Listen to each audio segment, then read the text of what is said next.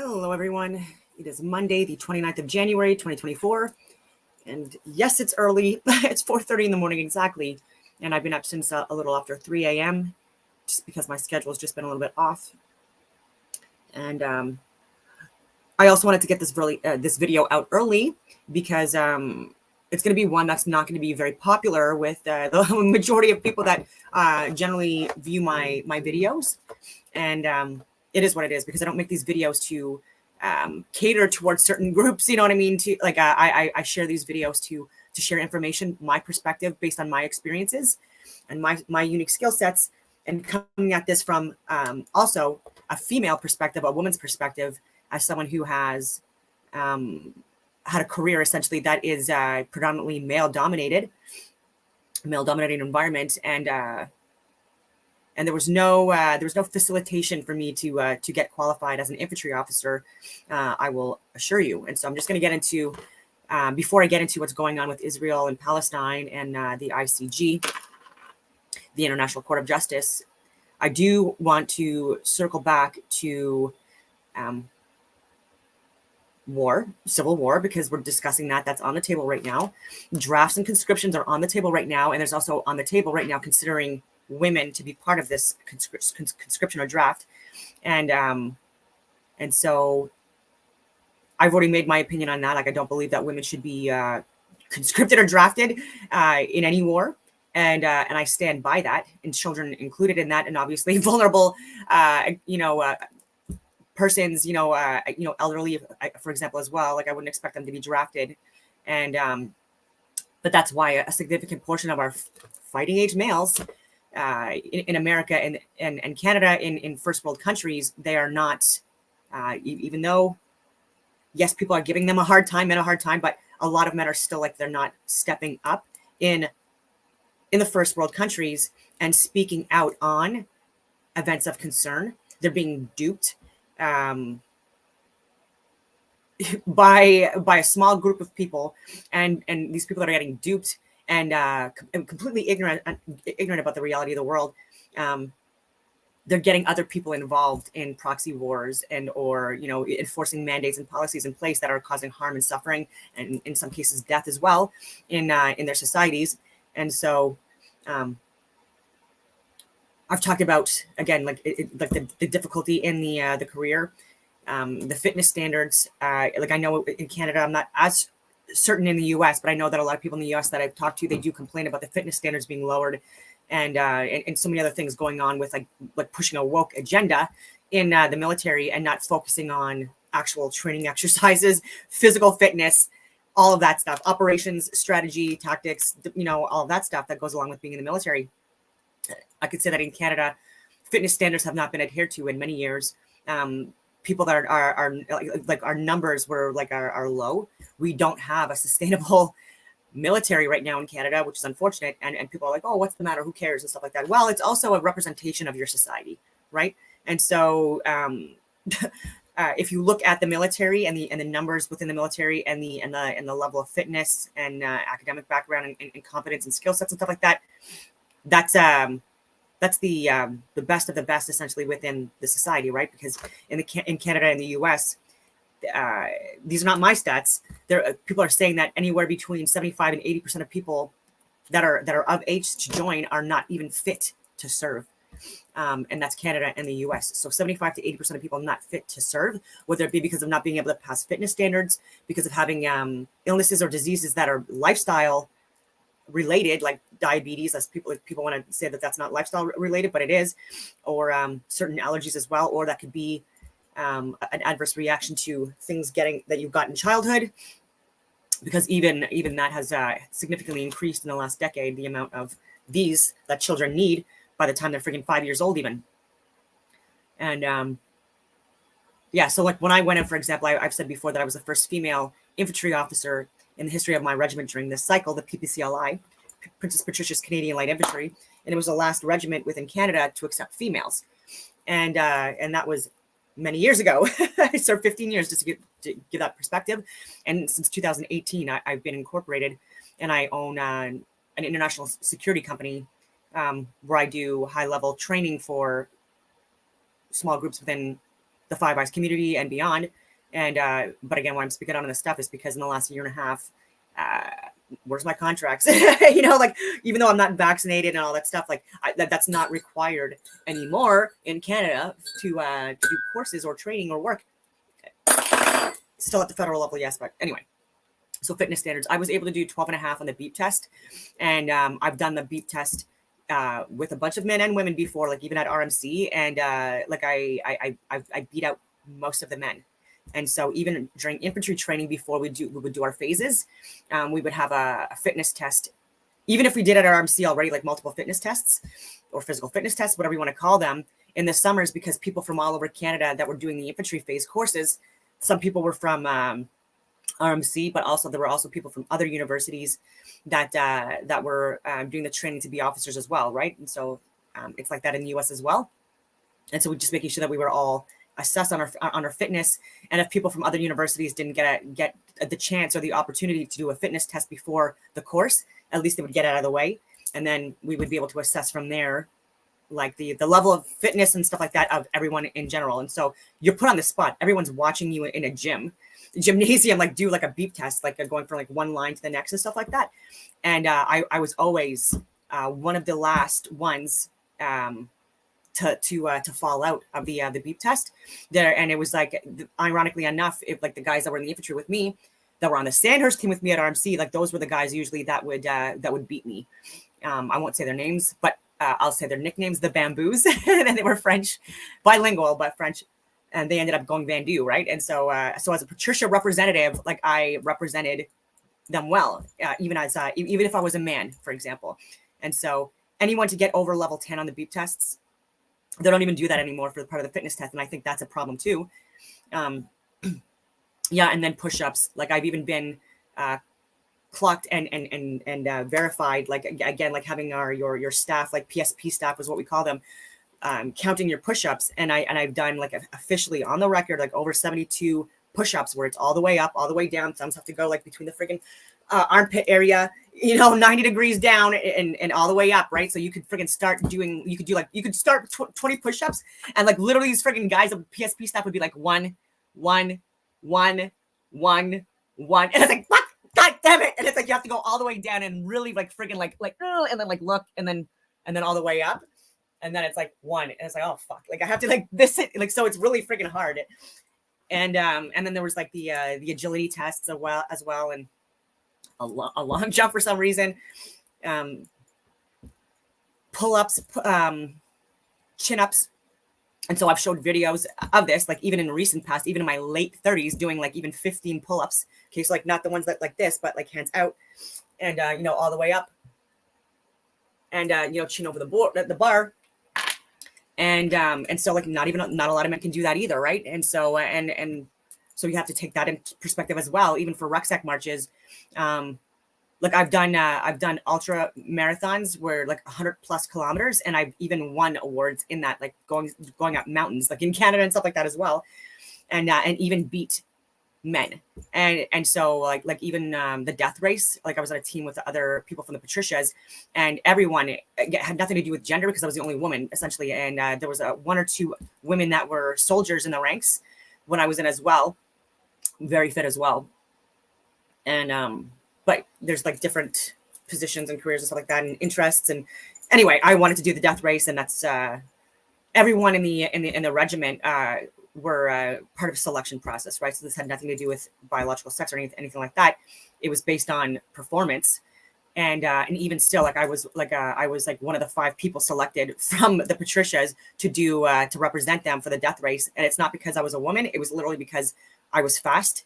My time was fast. And even when I was like on my second leg, like that was the leg that I had for the death race with the team, I came first place or like top for the women, and within like the top 3 or 5 overall, and people couldn't believe that my time was that fast.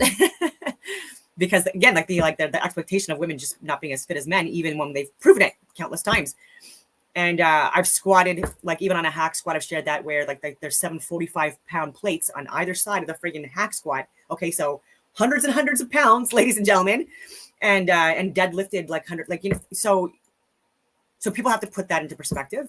And not only just that, but I also was an academic, so I won academic awards. I was very well read, and that was actually, you know, like more of my strength than the fitness piece. And I could go on a list too about like doing kickboxing, regular boxing, um, MMA, even with like professionals and like one-on-one training and stuff like that, just because as a woman, like I needed to put in more effort in order to make sure that my my skill sets were as good as they could possibly be.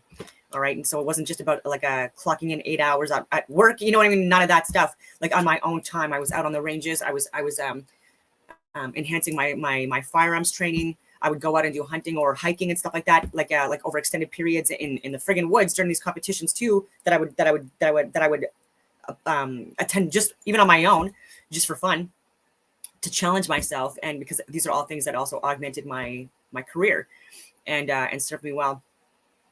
And so that was back then, right? And so like and so even becoming a Patricia, like there were phone calls made and like, is she good enough? You know what I mean? Is she qualified enough? Is she competent enough? Like, how is she in RMC? How is she on her phase training? All this other stuff. And then it was finally like figuring out what battalion I would go to based on the fact that I was the first woman, right? And so like there's so many people now getting awards for being Women of the Year, even though like they've spent half a year being and they're not even a woman. They're just pretending to be a woman, like Bruce Jenner. And no, I'm not dead naming him. Okay, like that was his name at birth, and you could call him Caitlyn Jenner. I'll be respectful and call him Caitlyn Jenner. And if we're talking and stuff like that, if that's what he wants, and it is what it is, because like I don't want to be rude and just like upset people, you know what I mean, needlessly. But it's just like you are still a biological man. There's a difference between XX and XY chromosomes. And you don't have fallopian tubes or ovaries or cervix, you know, or milk ducts. Okay, our hormone levels are completely friggin' different. You've had a lot, like, anyway, I don't even want to go on those tangents. But yeah, and so throughout history too, like women have been on the front lines, right? Like not as defined, they're not clearly defined, right? So there's been wars where, yeah, there's been trench warfare, and there's been like a bunch of freaking cavalrymen, you know, like on one side walking towards cavalrymen on the other side, and they like walk into each other and just like friggin', you know, like the close combat stuff. But like that hasn't been done in a very, very, very long time. And even then, I would argue that like the guerrilla warfare tactics that were used during those times were more effective than this going from like one end of a field to the friggin' other, like anyway. And so throughout history, women have been spies. They've been planted specifically to get information. So there's so many different reasons, right? That women were considered to be not a threat when in fact they were. And so even snipers and stuff like that, even in countless armies where like the most amount of kills were from even women, Russia, for an example, as well. And these are just completely dismissed and not talked about, because men want to have this belief that, you know, men are always going to be the brave alpha warriors. 100% of the population, and women, 100% of the female population, they're all damsels in distress, you know, and need saving, you know, and people like make it seem like in war, like if a woman like fell in battle, that all the men would just stop and like rescue her. Like that's not a fact. That's not reality at all. And we're even seeing it, like I mean, throughout history too. Like how many societies have been taken over because of raping and pillaging, and even now, like with raping and pillaging and destroying infrastructure, because men think the majority are focused on things, and that's why more men are in the STEM education systems. What do you want to call it? The STEM careers, science, technology, engineering, mathematics, things like that, for example.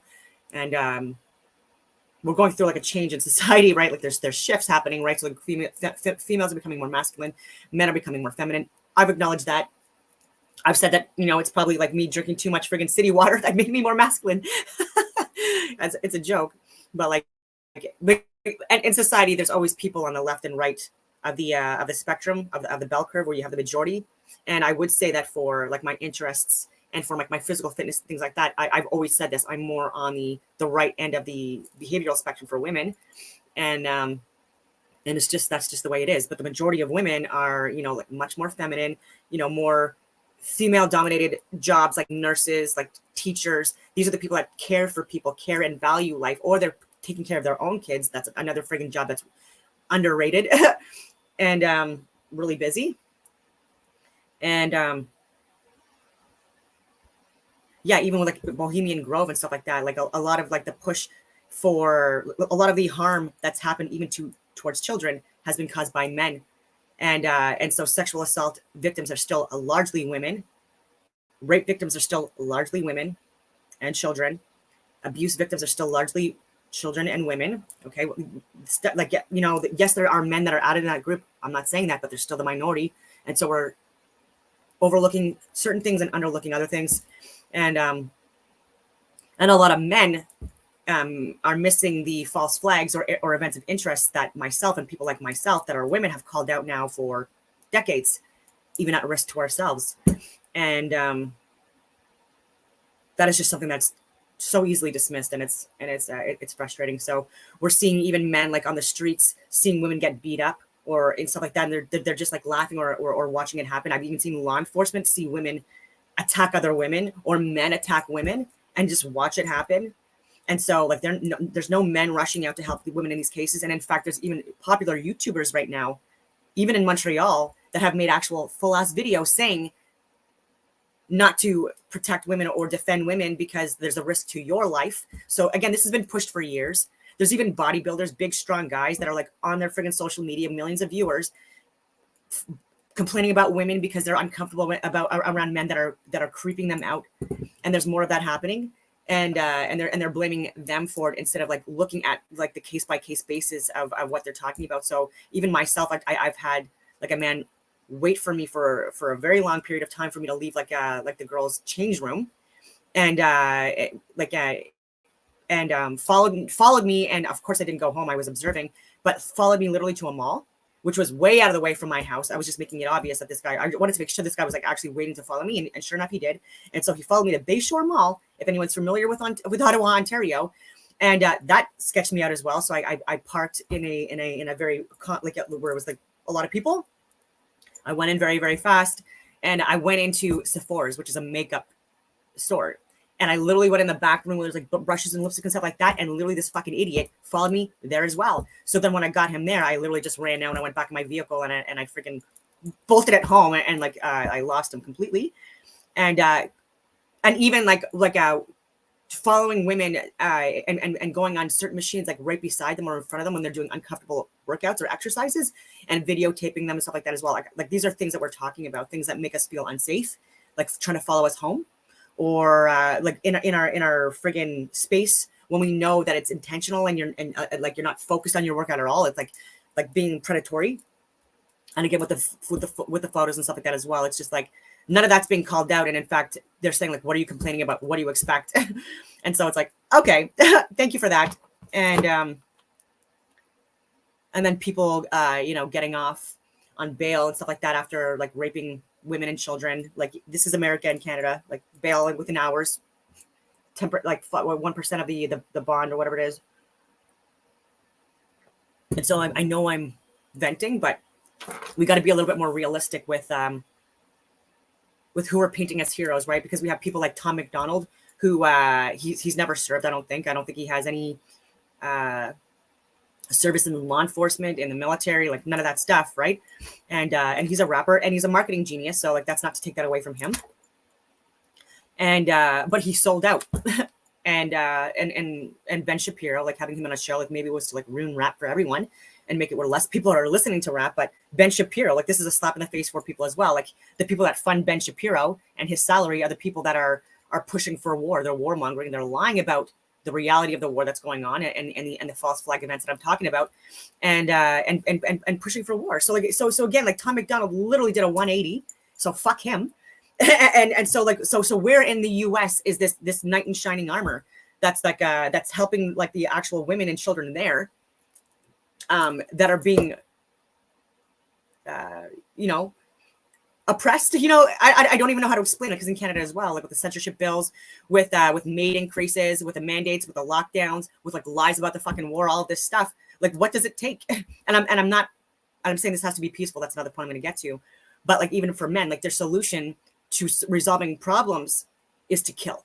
Whereas usually women, because we care more, like men care about things, women care more about people in general. Like this is a fact. And so also in war, women are more concerned about collateral damage, believe it or not, right? So like maybe have like more women that are competent and qualified to do these jobs, right? And we have accounts throughout history of like women that were fearless, brave warriors. And I know that the alpha men don't like to hear this, but Dan Bongino, you know, what are you doing to help America? You think you're helping America, but you're pushing for a war, and the narrative that you're pushing is a lie. Okay, just like 9/11, you're like the same fucking puppets from like 9/11 that were pushing that got people into a war in the Middle East, myself included. 15 years I served, and I buried people that I've loved overseas. Okay, and then also at home because of suicide, addictions, and countless other things because of service. And so you're not helping. So you might see like a woman get pushed by a man, right? And because you like to fight, like that's just the type you are, you might like beat that guy up and feel good about yourself. Okay, but it's a situation dependent, and more often than not, we're getting let down by the men in leadership. And even with the Epstein list, right? Like there's one person in jail right now, and it's a woman. Like people are not seeing that. Like where are the men in, you know, jail? No, interesting. I'm just looking through here. Yeah, so these false flag events, I'm not being duped by them. I've been calling this out for years, and there's still men, alpha men with like years of service in, like friggin' like medals and all that stuff, like on the chest and stuff like that, and they don't even know what they're talking about, and they don't even know the reality of the world, and they're getting suckered in and duped in to making women and people within their societies fight in a war, risk their lives for a fake ass proxy war that's being created by egoists, elitists, you know, that are already friggin' billionaires. It's you know, I'm not saying lower standards because we've already lowered standards way too much. I would argue that we need to bring standards back into our important jobs, especially ones that are where you're a public servant and you're being paid to, you know, provide certain services. So if you're in the military, I feel like you should be incredibly fit, especially if you're in the combat arms. And whether it be if you're a male or a woman, because equal opportunity does not mean equal outcome, but you will get the rare instance where there would be a woman in the combat arms. And I didn't, whatever you want to call it, I didn't stir the pot or anything like that. Like I didn't want anything to change traditions, customs, like none of that stuff, because I was there. And even when I oftentimes was approached from like mainstream media to do interviews and stuff like that, I'm like, I am not the face that represents the infantry or the combat arms. Talk to that guy over there or that guy over there, you know what I mean? And then you'll get a more accurate representation of the soldiers that are like protecting and serving and all that stuff. But anyways, and also like I wanted to do a point to that as well. So even in the combat arms, like 15 years being in the military, I had to move over 10 times because of harassment, stalking, breaking into my home, yes, rape, all of that stuff. And so even people that were paid to serve and protect, and myself, you know, being of service, these are things that I dealt with. And so these men were not heroes, in my opinion, that did these things, right? Like these were people that should have been kicked out, and they weren't. And they were, there was like no remedial measures at all done. And there's even cases that are public, even in recent history in the last couple of years, where Annalise Chamoun, she was a logistics officer in the Army, two multiple occasions, a Patricia officer, someone that I know personally, tried breaking into their home, did break into their home, her home. She's married, by the way, to a guy, Chamoun, who I know more because he's Patricia, and he was in these, I don't know if I could say too much, but anyways, he was serving in like the same unit that I was serving, multiple units. And Patricia, like I said, great guy, amazing guy. And when he was gone, deployed, being of service to Canada, this guy that I'm talking about tried to break in to their home to rape this girl, terrified, like right in her friggin' bed and stuff like that, and like it's so triggering. And then we had people in the Patricias, the PPCLI, high-ranking officers, people that I know and that I admired and stuff like that, that were actually writing letters on behalf of this guy to get him like no accountability, like no justice, and blamed it on PTSD and all this stuff. Like, and it's just it's unfortunate that bad behavior is getting covered up. And so like this is the stuff like that we need to talk about as well. Like people need to be accountable for actual crimes. That's all I'm saying about the military. Like that's the the stuff that needs to change is people need to do better. They need to be better. And if things happen like that, like people need to stop writing letters of combination, like of merit and combination to make repeat offenders. Because again, this was multiple times. This guy has been a sexual offender. To actually get this guy to fucking learn the lesson, right? And so we're hiding stuff from the public that should be more public, and people should be shamed and more kicked out. And I know in the US, if you commit adultery, then typically that's grounds for release. In Canada, that's not the case. And I think that should be the case, because also myself, like men that I've been in relationships with that work in government have been very much not good people, abusive, cheaters, liars. And that's not the people that we should have in the military either. And so leaders need to lead from the front and be ethical, be moral, all that stuff. And so I can tell you from experience that really is not often the case. And even I've had even higher ranking officers also be incredibly inappropriate. And yeah. And but also I'll reiterate that there's like raping and pillaging going on in countless other areas. I just wanted to go through my list. And I don't want to like, I'm not pissing on men, because like I also prop them up. I'm saying that like a large majority of the population, like of skilled labor and workers, hard workers, physical work, is still men. And like the electricians, the plumbers, like the construction workers. Anyways, construction workers now, they're destruction workers and not actually building anything, a lot of them. And I have family that's in construction, but they actually repurpose and build. They're not destroying and shredding millions of trees and then pretending that like, there's oh my God, there's fucking. And the thing with shredding millions of trees that these construction companies are doing, like Taggart, is first of all, we need trees to exist, but like those trees could have been used for so many other like building materials, could have been used for fuel. And they're shredding them with big ass fucking like machinery, and how much oil are you using in that as well, ironically enough, and lubricants. And just completely shredding it into like little pieces of fucking toothpicks. Oh my God. And trees are living beings as well. And it just pisses me off that these people are so fucking clueless with it. And Mark Flowers from the government is one that's approving all of these trees, even on heritage sites and churches and cemeteries and all this stuff in parks, to be destroyed. And then we have numbnuts like Bill Gates, again, another man. That's saying that trees are not good for the environment, and people are muckling onto that, eating that up because it's interesting and stupid. Oh my God! Elon Musk won't allow anything on X that shows the actual reality of what's going on in Palestine and in Gaza, specifically in Israel. People that are trying to share what's going on. The genocide that even the ICJ has admitted is happening. And so before I even get into that, let's see here. All I did was search for IDF Israeli soldiers charged with rape. I did a search. 760,000 search results. Almost 1 million results just for this. So let's see here. IDF removes gag on 2016 conviction of officer for raping Palestinian woman. Military had long barred outlets, etc. Anyway, 2021. March 7, 2023, IDF soldier suspected of raping minor set to attend another officer. Under investigation. Israeli army major sentenced to 5 years for raping a Palestinian.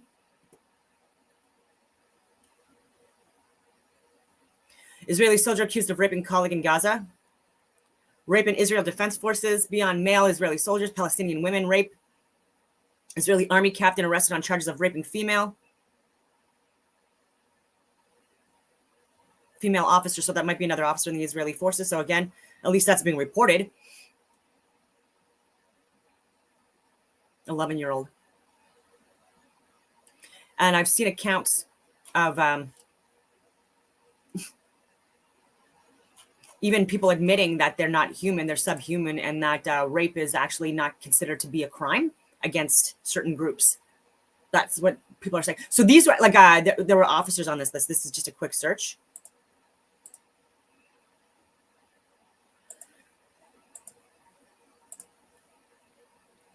And now I'll get into what Jimmy Dore just shared and what I've been sharing for months as well.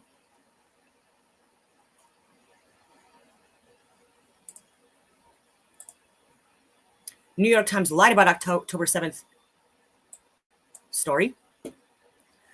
Just like the Gulf War, just like countless other wars where we lie, where people lie, and then you have people that believe these lies instead of actually doing the investigations. So this happened in Gulf War, like I said, got us into a war.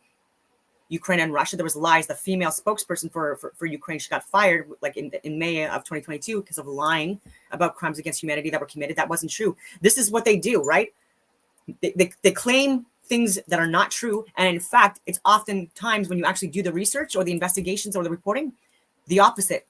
Okay, so there's actually accounts of Azov Battalion Ukrainian men that have raped underage women and women in certain regions, Ukrainian and Russian women, so their own and Russians.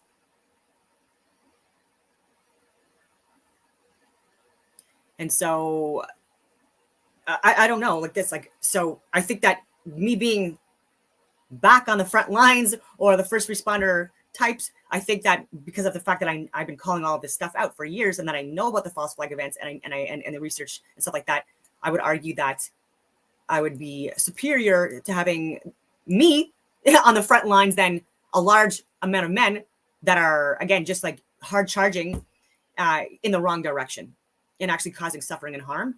And even at home, like I'm saying, like I can tell you that there's been men in our government as well that have also been like abusive towards women, towards children, towards their own elderly, etc. And so let's prop up people that are actually risking their lives on behalf of Canada and not vilify me just because I'm a woman. The insecurity in that is also frustrating. That like men like Dan Bongino and Tom McDonald and Ben Shapiro, all these people that I've called out on like their friggin' lies.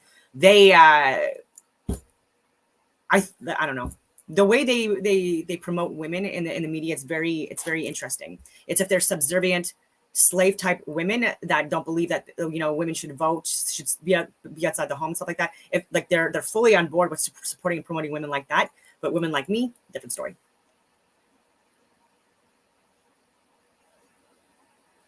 Yeah. And even with Bohemian Grove, that's male only. It's because men are more willing to do things that are awful and disgusting than women. And it's because we care more about life. We value life more. That's why when I was looking at my combat estimates and my int briefs and stuff like that, and putting together operational orders and stuff like that, I was looking at the big picture and the collateral damage and stuff like that, and actually painting the picture, a more accurate picture than what a lot of people are pushing. So I keep on being proven right. Not that I want to be right, but like we've got people that are dying on all sides because of lies. Okay, people like talking about like rape of Israeli women by Hamas.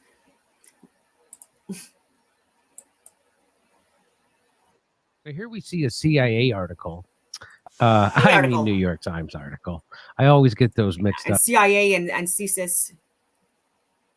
I think he was joking about that. It was a Times investigation, but CIA it uses mainstream media outlets to push propaganda and psyops.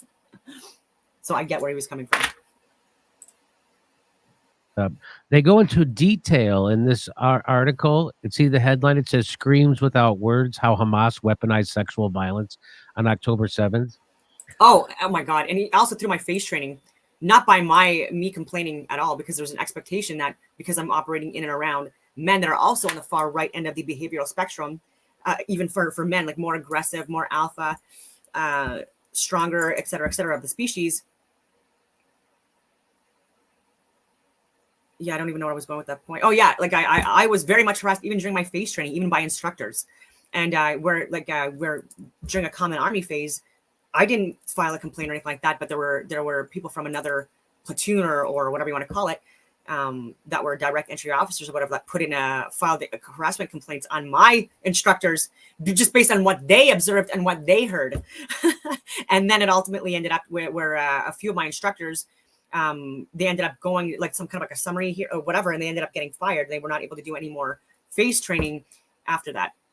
And I did get an apology the following summer by one of the guys that was like one of the bigger friggin' harasser abusers, fucking crazy shit.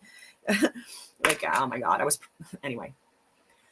Oh yeah. And so like, I wasn't propped up like, oh yay, a woman like doing face training with the infantry. Like, yay. Like, no.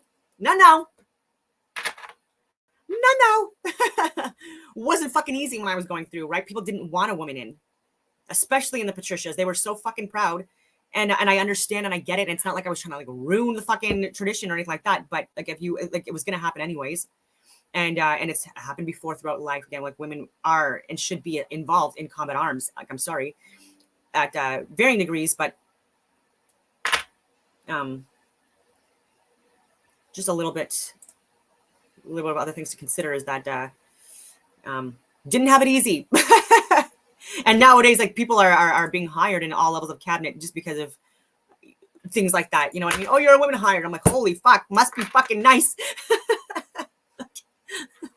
Wow.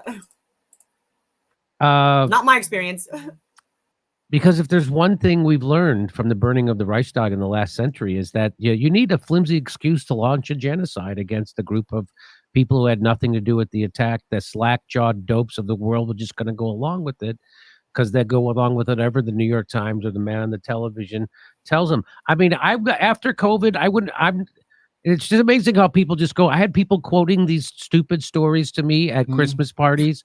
If the guy on the television told them, hey, it's unhealthy to keep breathing, they would sit down and stop breathing and say, sorry, the doctor on the TV knows more about this than you do.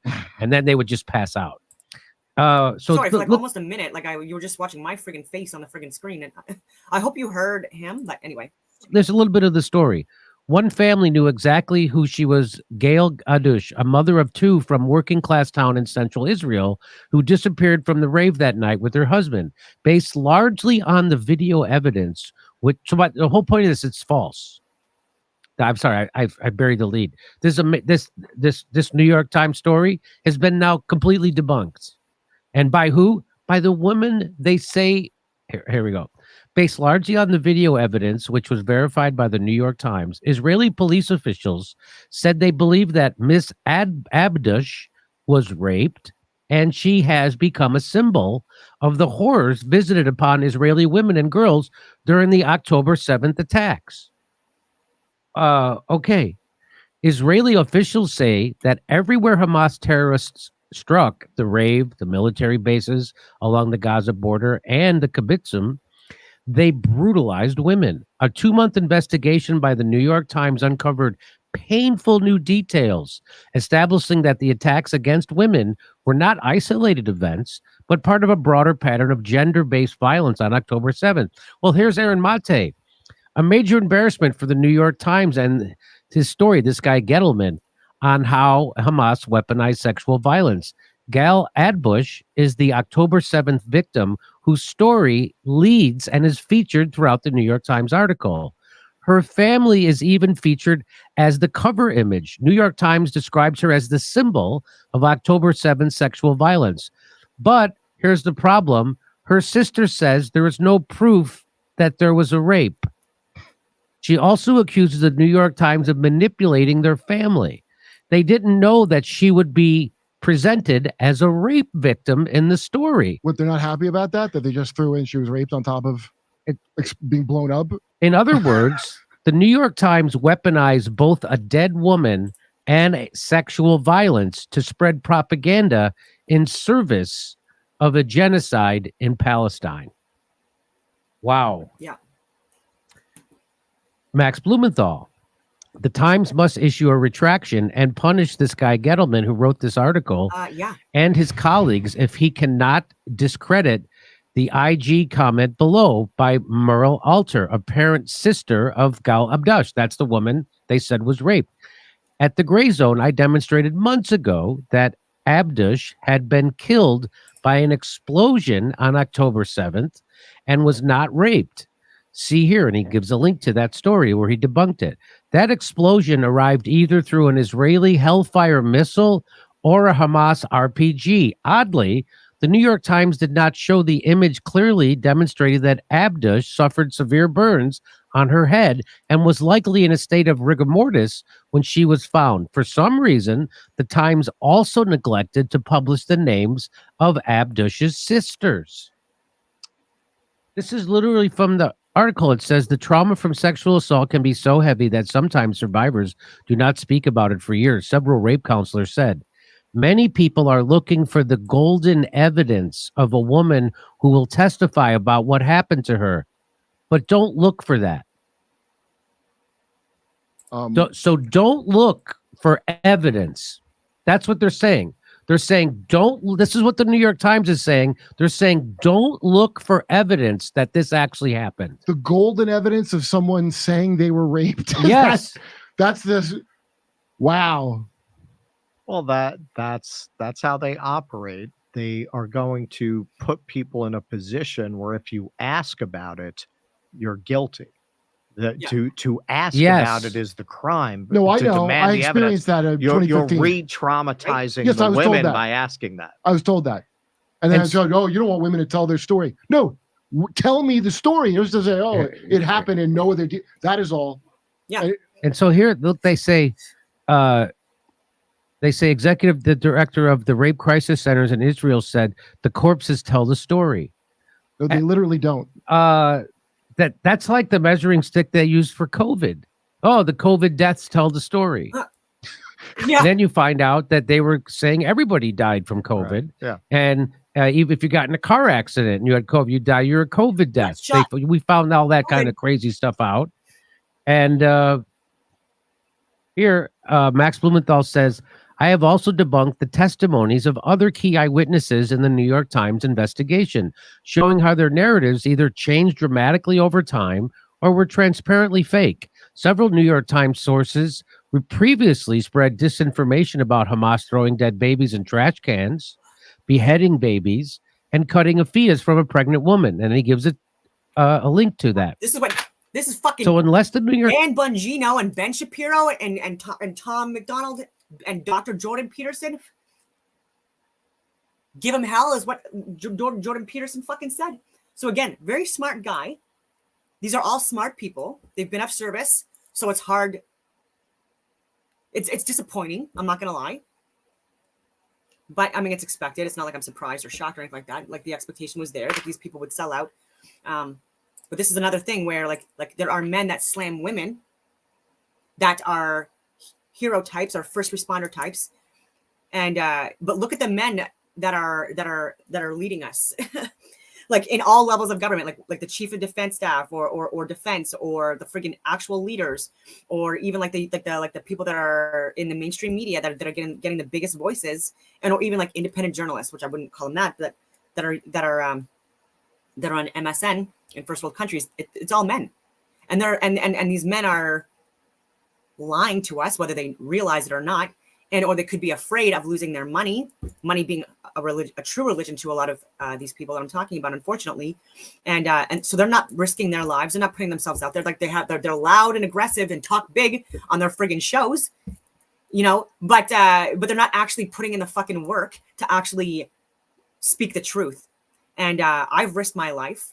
I'm saying it's not easy, and there's a lot of times where I can't really sleep at night because it is what it is. But like more men need to step up and do this as well, and are trying even within my network, but getting pushed down again by men because these people are listening to people like Dan Bongino and Ben Shapiro and Tom McDonald and fucking Jordan Peterson and Russell and these people, and they do get a lot of things right, but they're getting a lot of things wrong, and they're getting it wrong at the time when we need them the most, right? Because we're at a point here where I've been saying for the last few years there could be a Project Blue Beam, freaking staged and planned fake ass alien invasion, or a fucking multiple civil wars. And again, it's for money and control, and it's by people that don't have anyone's best interest at heart but their own. And these are people that are mentally ill. Okay, when you see societies collapse or de-evolve, you have to understand that the leadership in place, all right, are the ones that are causing it. And Yeah, if you lose your money or not, I've lost so many contracts, multi-million-dollar contracts because of not being vaccinated to hold the friggin' line, all that stuff within Canada. I was sharing the adverse side effects and anyway, all of that stuff. I won't get into it. I've got a million friggin' videos on that. And these are all risky things. And so like more men need to step up if they want to like slam women and say that they're all alpha and that they're the protectors of their country and stuff like that. Well, then stop lying about what's going on in Israel and Palestine. Even if it's at risk to your jobs or your friggin' reputation or your like any of that stuff, finally step up, okay? Because you're showing us your true colors. Like for myself, for years, I am going to tell the truth at risk to myself, no matter what. And men talking about women not being in the common arms, that also should not be the hypocrisy. Anyway.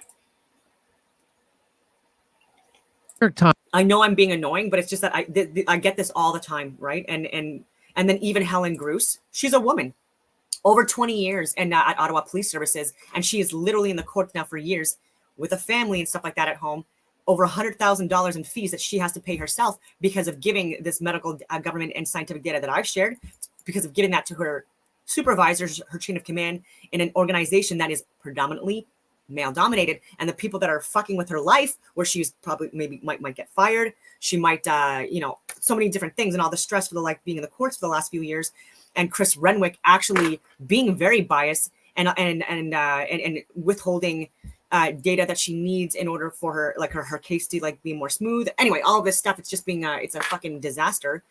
And she's a woman. My friend that I can't mention her name yet because she's fighting this in the courts, she was kicked out of the military, over 20 years service in the fucking army, and she was geriatric pregnancy, because of being of service to Canada. She delayed pregnancy until her late 30s, almost 40, and was kicked out dishonorably, just all of that stuff, as an officer serving Canada, I'll reiterate, internationally and at home, and because of not getting vaccinated. And she was showing, like I was saying, the medical and scientific data coming out of other places, showing the adverse events in pregnant women and children and stuff like that. And they didn't fucking care. Even doctors here were guilting her and trying to shame her into getting the therapeutic. And she did the right thing. But again, she's also someone that's spending a lot of her own money, life ruined, living with her friggin' parents in their basement with her friggin' kid that's a little over a year old now. No, sorry, almost 2 years old now. And divorced because even her husband, a man in the military, was trying to push for her to get vaccinated, and she's like, nope. And so what do you want from us? I don't know. More women like us need to be propped up in the mainstream media outlets, but they're just unless I'm Tulsi Gabbard or whatever, selling out humanity as well. I'm not going to be given an audience, a platform. They'll give people like Oprah a platform for decades, human trafficking allegations and these care centers, these freaking orphanages she has internationally, connection with Maui as well, and FEMA and firefighters going even upwards of days before the fires hit. John Pelletier being the one in Maui that was the chief of police, just in the shootings several years before that he was also the chief of police for.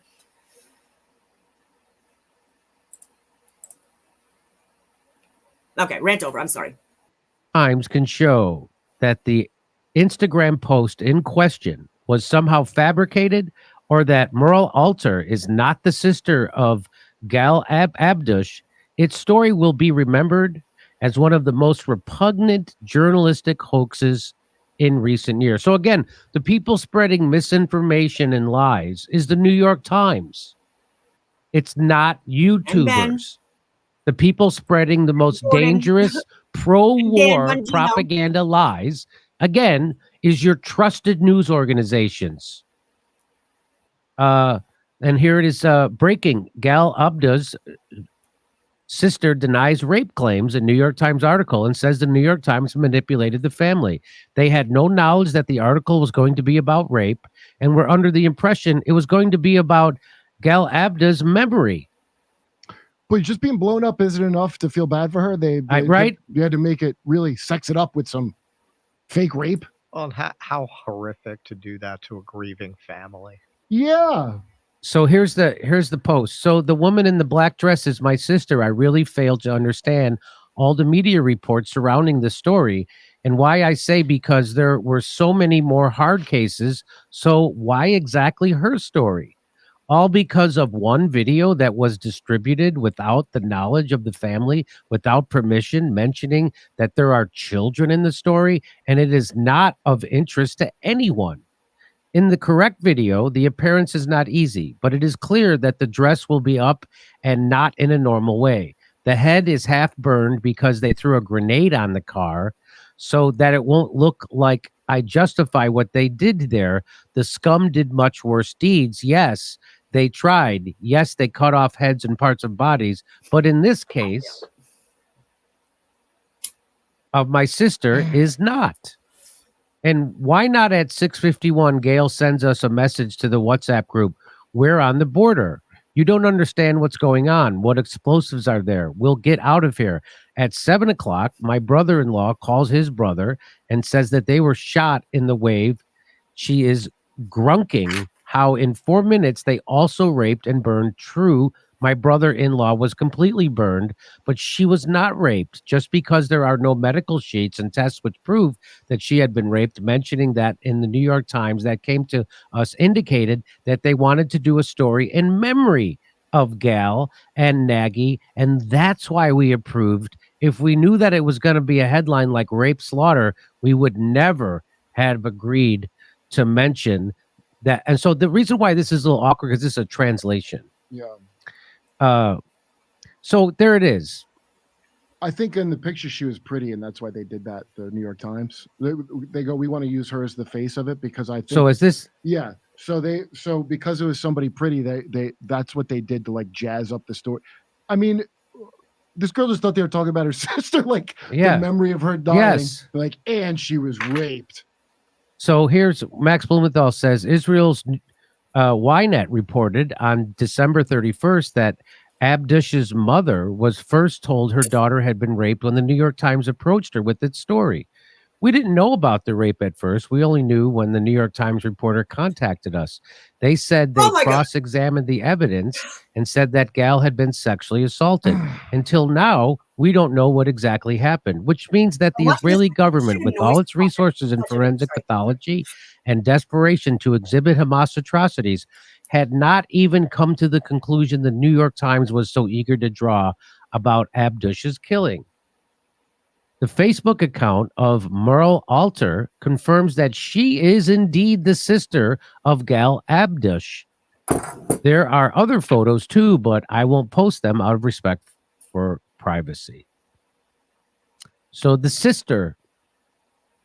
Anyway, so there you go. Some more garbage from the New York, some more pro-war garbage from the New York Times. This is like the beheading 40 babies. Yes. You have to make it stupid. Well, they're getting desperate because people can see that this is a genocide in real time, that this is a modern day crime against humanity, a modern day Wounded Knee, and not coincidentally, they're desperate to maintain the kind of tropes that allowed Wounded Knee to occur. Yeah, it's the savage natives. Yeah, it's the savage natives. It's called them savages. They cut babies out of stomachs. Yeah. When you hear stories like this, yes, there are monsters in the world, but generally when you hear things like that, particularly in a situation like this where the power imbalance is so great and the injustice committed against the people is so obvious, you have to be skeptical as soon as you hear it. And as soon as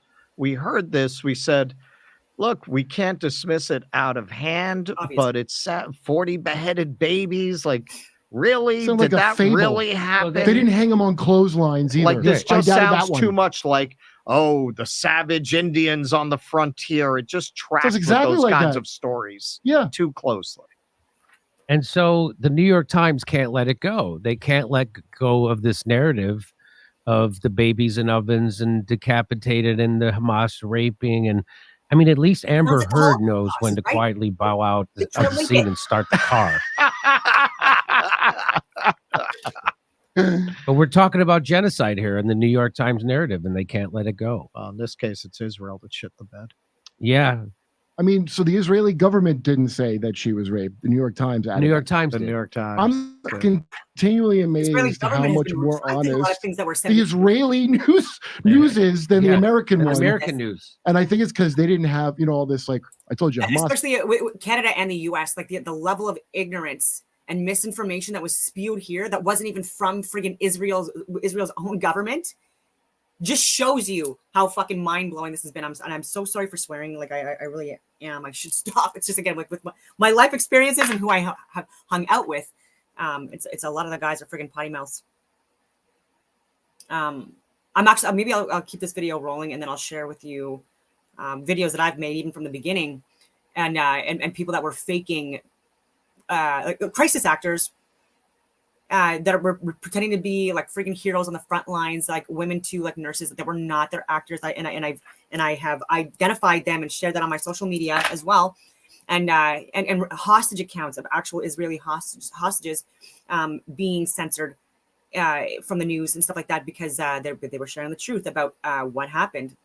And there were IDF soldiers that were firing on their own, and a lot of the casualties, ladies and gentlemen, and it way over-reported the numbers, but the significant amount of the casualties were killed by other Jews. It was Jew on Jew. And so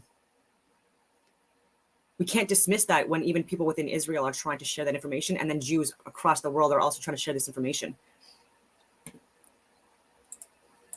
Killed wokeness. That's what that Harvard professor being gone, I called it right when it happened. This is the end of woke. In Israel, because it's been a worse than apartheid place, they haven't had to have any of that nonsense there. There's no there's no wokeness in Israel. So all of their representatives don't know how to talk to us here. And they have to have American media people like run interference and give you a whole different, like translate it and just put nonsense in it. I think they just replaced Regev with a woman. Regev? The guy that kept sending out who seemed like Dracula's assistant. The women are kept as bad defending their policy. The woman was the one I said Dresden. That was the first one I saw. We played it on here. And I'm so like naive. I thought that they were mad that someone had compared what they're doing to Dresden. No, they were saying. And then I watched, I'm like, oh, we have to do a Dresden. Well, because yeah, I mean, there's character assassination. Women do that more than men. But I'm going to argue that the actual raping and pillaging stuff and destruction of societies, it's been largely men, if you want to do a comparison. And this is a video regarding X. I was being shut down. I was being shut down every time I was posting horrible videos of children being slaughtered in Gaza yesterday. Horrible stuff. X was blocking me. I couldn't get the videos out. It was obvious. X was running interference for Israel because I was tagging the International Court of Justice. So every time I tagged the International Court of Justice with a video, they blocked it. I'd click post, nothing happened. It didn't even appear. I was just blocked. They didn't shut down my account. They just shut down my post. Which essentially is the same thing. But it started when I began tagging the International Court of Justice with the videos of the dead and mangled and mutilated babies in Gaza. You can't show that, right? So again, I don't show videos like that on social media platforms. I acknowledge that is it's horrific. I don't know if you heard that, but another government official within the U.S. is just he's trying to share information regarding what's actually going on in Palestine that people are not seeing, and where there are huge crimes against humanity being committed against women and children, and it's traumatic. I'm not gonna lie, and I'm just gonna share all videos.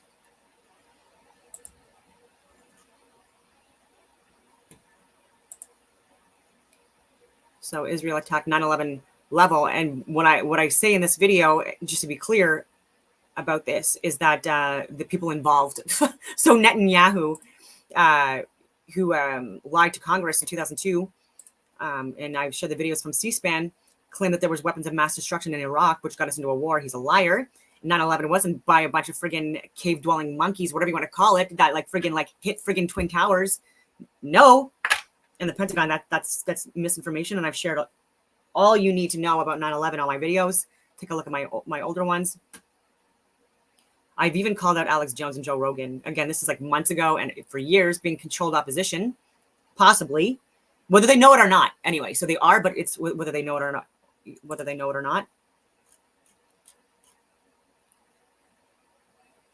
So Israel, Palestine, Hamas, Mossad must. So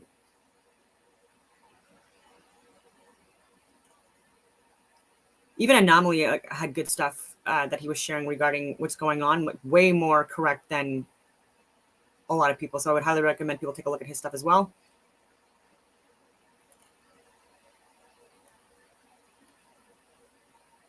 Yeah. So even like the day after, like people were lying, even within cabinet, saying that like a hospital was attacked and it was Hamas that coordinated it, and there was like thousands of friggin' dead, all of this stuff. I was even saying then that this was misinformation, and I get into it. Like this video is over 34 minutes long. So I say this, but I'm saying just like this. I don't know how much I can say on here. Anyways, I'm shadow banned anyways, and I'm very heavily censored, so it's not like they're not doing their work now. Instead of just putting strikes on my channels, like I'm just not getting views. I talk about the USS Liberty incident. Again, this is over 2 hours long. This also gives witness accounts, people that were actually on the USS Liberty, old footage.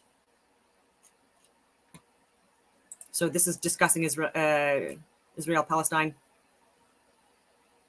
I talk about the crisis actors used. I share so much. Like Israel, Palestine, false flags, crisis actors, media propagandists.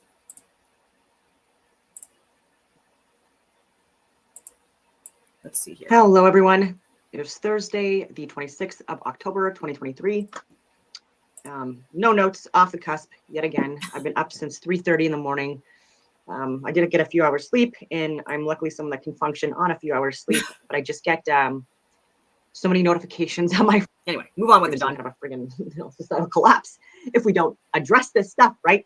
And I was talking about Viva Frey because he's been on Viva Frey, who moved from Montreal, a Canadian who moved to Florida, and he's unwilling to consider alternate viewpoints or alternate facts, actual facts that may dissuade him with, like for his argument. So this is the frustrating thing. It's such a it is what it is, but like, it's mostly a boys club, unfortunately. But we have people that don't actually know what they're talking about, that have such a huge platform, right? And they have this emotional bias, unfortunately. And with Viva Frey, because he is because of his with his religious connections. Yeah. And unfortunately, like that even transcends like his national patriotism and things like that. Clearly, because he already fled Canada, like I've said before, and that's not to insult him by any means. It's just this is usually what happens. Like it's usually the men first, but like it's people that flee the country, that people that are economically able to, that can afford to, and this doesn't help, right? Because we need people to spread this information within Canada to Canadians, right? And I would argue that the further you are removed from the situation, like the less impact you actually have, which is why I always wanted to be boots on the ground, leading from the front, just like Patricia's do, and I was for 15 years, and then have since there, you know what I mean, and for a few hours and more, because just look at all my videos on crisis actors and staged and planned events where there actually are atrocities that are committed, but there are actually, it's also unfortunately sometimes over exaggerated or completely lied about. And I'll run this video. Yeah, so last year I posted this.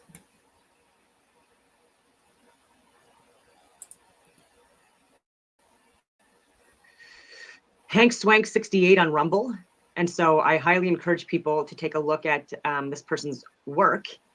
I don't know if this is the person's real name or not, but this is a video that they uploaded overnight. There was no planes above. There's no planes in New York. That was all, no evidence. In fact, the amount of people they said died is way less. I'll get into that in a second.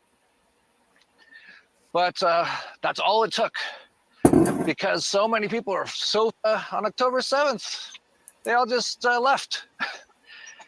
And then, of course, let in. Sorry, I'll back up. We're managing to get out to more people now. So the dollar vigilante, something seems to Again, I don't know this guy's work. I'm going to take a look more at this. I just looked at this video and I'm watching it with you now. Yeah, so I just fell on this we'll guy's channel like a few months ago. be going on, because I've been doing these videos for like 15 years, and 15 years, and I just shadow banned and blocked. We're banned on YouTube, we're banned on Facebook, we're banned on me too. everywhere. But all of a sudden, I'm literally still on a strike on YouTube right now. And that's my third or fourth account, and I'm still unable to post. And I'm on my second strike again, and I have to wait until another one is lifted. Also, because even if I do get to post again within the next week or so, I still need to. If I get a third strike, again, it's another friggin' account deleted. So annoying. We seem to be getting quite a bit out. So let's get right into what's going on. You're probably like, who is this guy? What's he talking about? And well, basically, how everything going on has been a plan by the globalists, and probably with a little help from Satan. And it's been going on for actually. I am not a religious zealot, although there are a lot of religious zealots on all sides that are really wanting us to get into another war. There were millions of protesters for the for the Iraq war, people that did not want us to go, that were saying there was no weapons of mass destruction, none of the stuff, and it still happened, right? So unless we actually hold people accountable, people like our current leaders internationally, to wake up and look at the alternate information that's getting censored, and how it's very similar to what happened, post and pre 9/11, then come on, this is the only way we're going to get out of these wars, because unfortunately the people that are making the decisions right now in cabinet and their currentist friends are they're profiting off it. They have shares, their stock in the military pharmaceutical industrial complex. And so these people are living unethical lives. Clearly, they've shown this the last few years, and people even within Canadian cabinet, I can confirm, these people are just recycling positions. They're just moving from one position to another, pretending they're the experts, or the Minister of Education, and then the Minister of Transport, and then the Minister of Health, and then the Minister of Heritage. You know what I mean? And they're not experts in any of this stuff, and they're just mouthpieces. And they don't know the reality of the world, ladies and gentlemen. And people like me are offering our services, and they're hiring instead people that don't know what they're talking about too, giving them multi-million-dollar contracts. And people like me, literally in the Ottawa area, are saying, I am literally here, staying here, maybe not for much longer, to literally make myself available to actually continue to teach the stuff that I was teaching pre-pandemic. Saying this for years. and I literally was doing this because I was trying to get on top of this stuff to avoid this shit from happening. And it's not because I'm a friggin' mind reader, none of that stuff. It's because we have been doing the exact same false flag policy implementation, societal collapsing events for the last few years that have continuously led to mass societal collapse on an international scale. And even in Europe, what's going on now with even with oil issues and energy issues now, and over the winter, it's already getting cold. It's just so frustrating. The world, if we woke up and didn't buy into this stuff and just shut off our freaking TVs, we wouldn't be in this mess either, right? And so the people within cabinet, they have to hold Justin Trudeau accountable. He has to stop being the prime minister, because he's being investigated, and he's already clearly been proven to have tampered with evidence and withheld evidence. And so criminals that withhold evidence, since 1913, and even before that as well, from Crosshatch, I've shared false flag events that got us into World War I, false flag events, or I should stop saying that, because even Mark Sargent was saying that there's certain terms that you shouldn't use, because that's literally what gets you censored. And now I'm understanding that a certain term that starts with a Z also automatically gets you strikes. And so even the title being a certain word won't even land you on YouTube at all, or X, or any other platforms, social media platforms. World War II, I talked about this even with Mark Sargent. That's why I'm bringing that up, that there were false flag events that led us into the war to begin with, multiple different ones, and then and also excuses made because of certain events to further restrict people's freedoms within their own countries. And so even with the example of Adolf Hitler that I've given before, with the guy's friggin' name that I forget again, but like the 24-year-old extremist communist that was blamed for the Reichstag. I'm saying it wrong, but like that fire, the German word for parliament. And I was looking at archived data that is not public, record, and it's easily accessible to people that actually want to look, right? So this is what I'm saying. Like people that are spreading a lot of the misinformation, they're not doing their research. Like Ben Shapiro and these guys, like they're not. And unfortunately, people like Phil Gursky and Justin Ling, these are journalists that people within all levels of Canadian government too. These people are seen as experts on things like even counterterrorism, and they haven't even operated or functioned within a counterterrorist unit, or probably don't even know anyone that's ever been working or employed within a counterterrorist unit. So, or internationally deployed in security and defense, the security clearances and all the certifications that go with certain career. Anyway. But a lot of false flags that were planned by people within government, and even the staged and planned coup with 2014-15 in Ukraine. There's information that has been released finally, and I've shared this information in previous videos of people within the government that were actually firing on the protesters and killing them. And this is part of a staged and planned coup. I'll reiterate, I've been saying that for years. And lies are what got us into a war. And I even know someone that was part of the again, this is illegal, and I definitely condemned these actions. You know what I mean? Like going over in support of any war when it's a proxy war and we're being lied to about it, and then like risking your life as well. Like I do know a guy that this is on various social media platforms, but he died. He had a family in Canada, and he's someone that was a veteran, Patricia, and put together a GoFundMe page. Not me, but someone else I knew. But I donated to it to allow his remains to come home, even though, again, like this, like what he was doing was technically illegal. You can't be in the militia. You can't join a friggin' militia and go to another friggin' country, and fight on behalf of a certain country. Even anyway, it is what it is. And lies. Ghost of Kiev, lies. Snake Island, lies. Rapes allegations were lies in that war as well. Polish farmers that were killed, that was Ukrainian air defense that did that. Nord Stream 2, NATO. Escalations of force and escalations of increasing, reinforcing military infrastructure in and around Europe. NATO. Damn NATO. Come on, guys.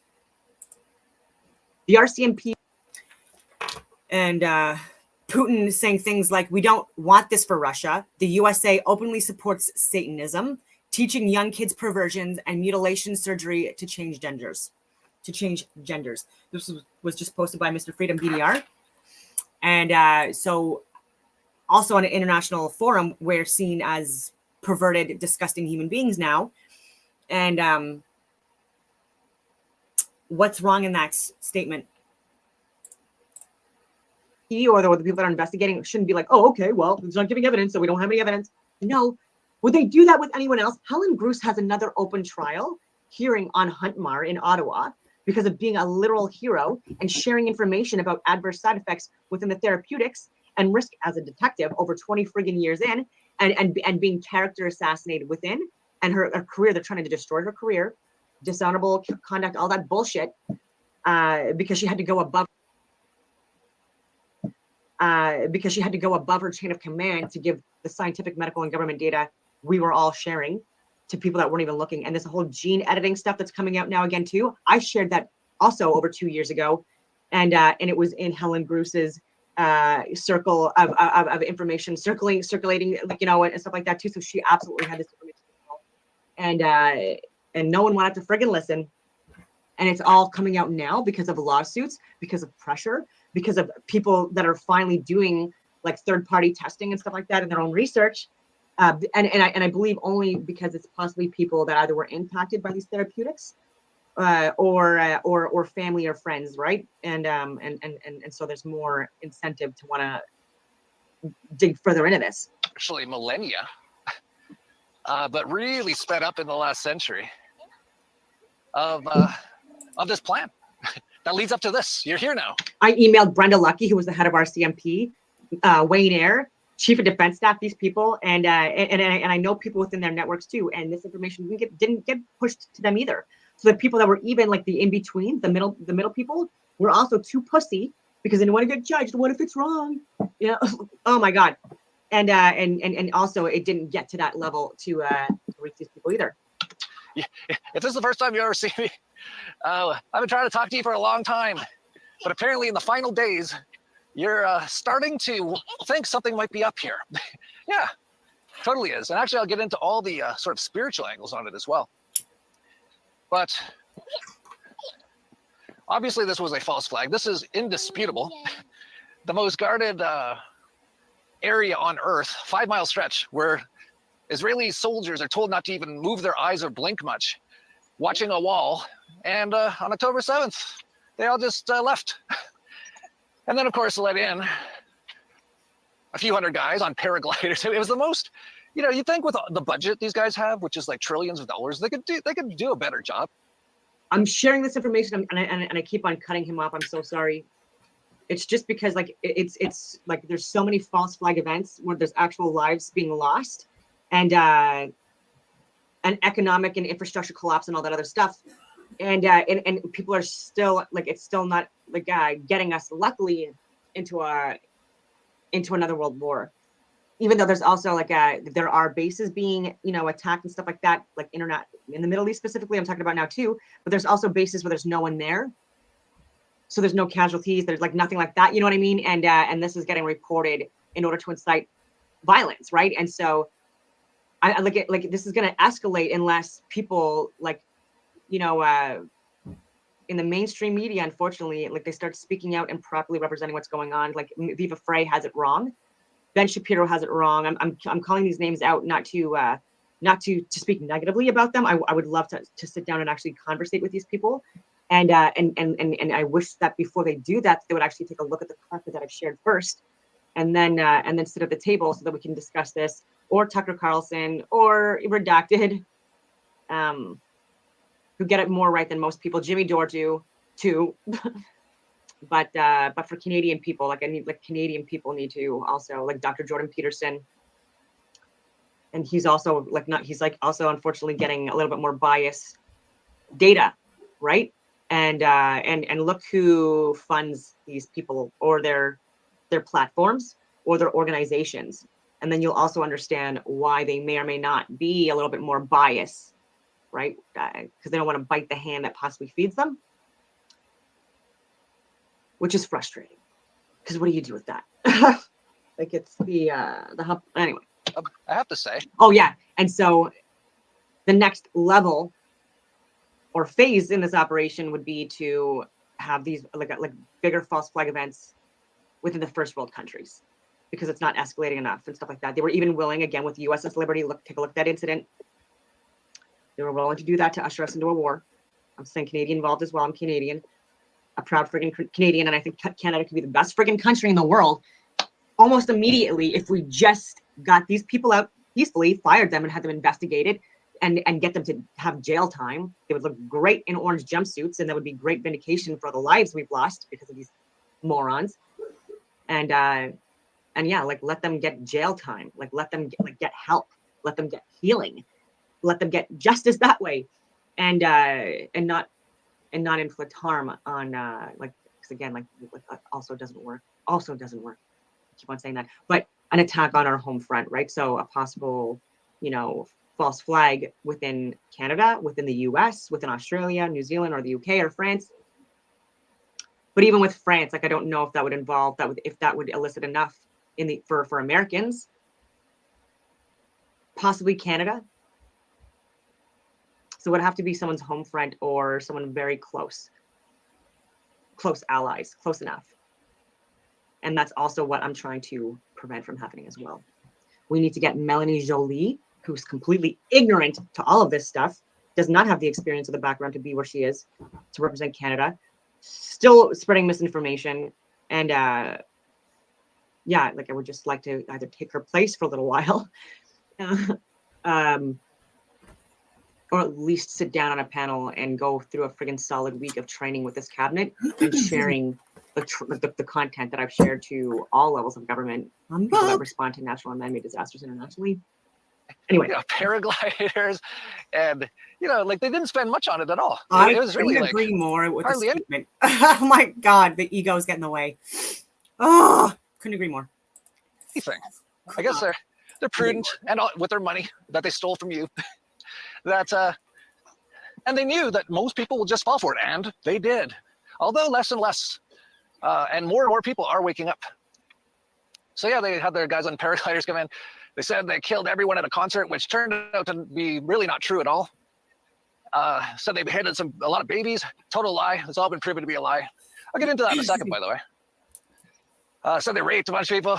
No proof of that. No evidence. In fact, the amount of people they said died is way less. I'll get into that in a second. But that's all it took, because so many people are so full of hate and fear that all it took was like a really rinky-dink little operation. Like 9/11 took a long time. They had those Israeli Mossad guys in the towers like a year before, planting all the explosives. This is all well documented. The first one is that in the Security months forces previous to that were 9/11, in a major renovation a of few the months elevator prior system in both towers was undertaken. that were From a in March they were doing 2001 elevator issue of Elevator repairs. World, we read, Ace Elevator undertook what was perhaps one of the largest there and you most go. sophisticated elevator modernization programs in the industry's history at New York City's prestigious World Trade Center.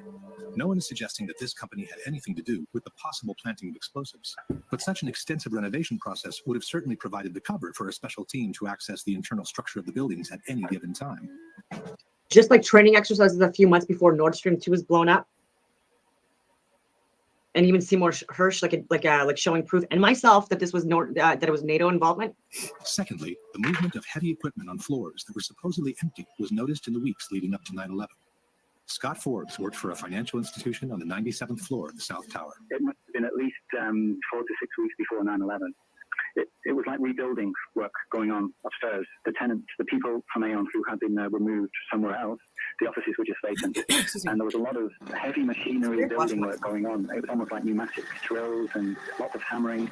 But even with 9/11, they didn't even use any planes. There was no planes above. There's no planes in New York. There's at least there was CGI planes that were also implemented. There could have possibly been an aircraft. There's still strong evidence for that as well, but it possibly could have been a military one. It did not make a tower fall. That was controlled demolition. Mainstream media, video. There was no plane. That's obvious. It was like a garbage fire. And obviously the most secure building on Earth, the pentagram. That was not a plane. And it is a pentagram, by the way. Did you ever notice that? Are you starting to wake up? Yeah, right at the last minute. That doesn't make it evil. Good. We were waiting for you. There's no video of a plane hitting the pentagram, although they did release 3 frames.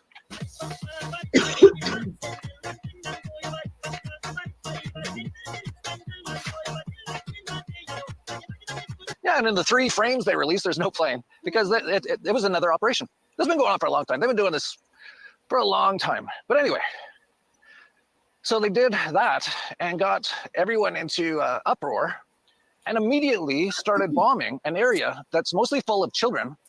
Half the people in Gaza are children. The average age is 18. They've been living basically in a concentration camp their whole lives, which is rather interesting considering it's the Jews who have the Palestinians in a concentration camp for not just a year or two, for like 50 years or more. And then because most people have no wisdom and have no discernment and no capability to think, and because they go into fear and they have tons of hate inside of them, most people cheered on as they just began bombing. This is actually heinous. It's one of the most heinous things I've ever seen. I'm not even going to play them. I haven't really played any of them. Like a lot of people would probably play them for like the shock value, but it's too disgusting. It's fathers finding their babies dead, or babies finding their parents dead in the most horrible ways. It's heinous. We have a lot of people in the world cheering it on because of all the lies that happened a couple of weeks ago. You're not seeing the fucking not just that, videos. they've actually been propagandized. Oh my God. Their whole lives, or at least for the last 30 years, 40 years, since they did 9/11 and blamed it on Al-Qaeda, which is the CIA and Mossad. This is all proven now. ISIS, which is Al-Qaeda and Mossad. But a lot of people still believe it. And a lot of people still don't even know what happened on 9/11. But these people all are cheering on Buenos dias. One of the worst genocides ever. It really is. And it's like It's being celebrated live and happening, and people are cheering it on. God, it's all lies again. It's so annoying.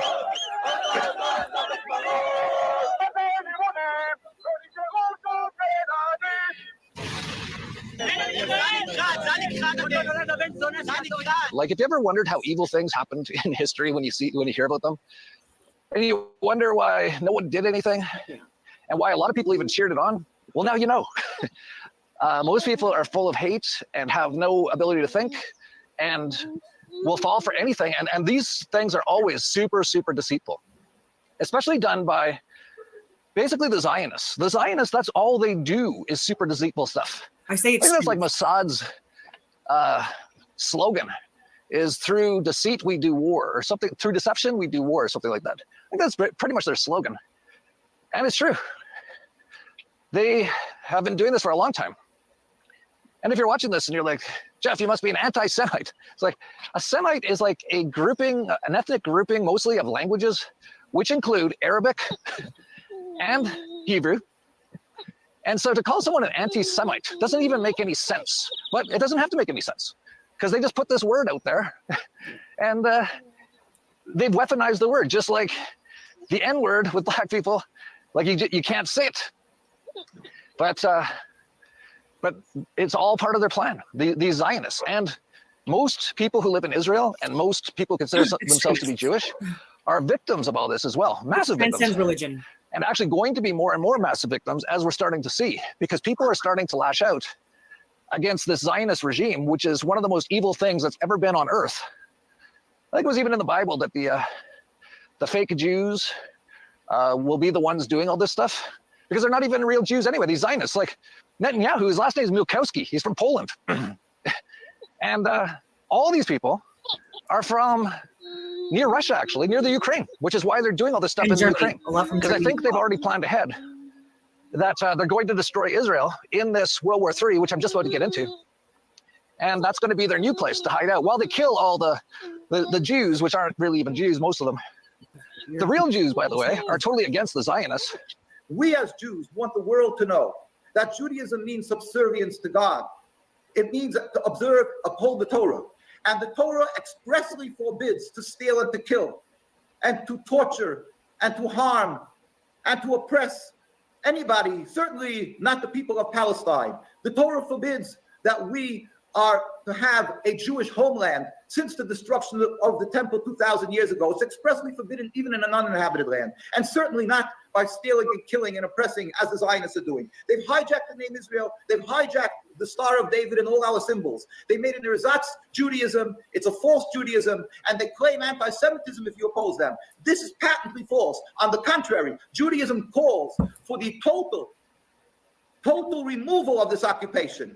God should help. This removal should happen speedily and peacefully in our days with a free Palestine. Jews around the world, invariably true to Judaism, oppose this existence of the Zionist state of Israel in its entirety, and we hope and pray to God the speedy end of the Zionist state of Israel. This is Judaism.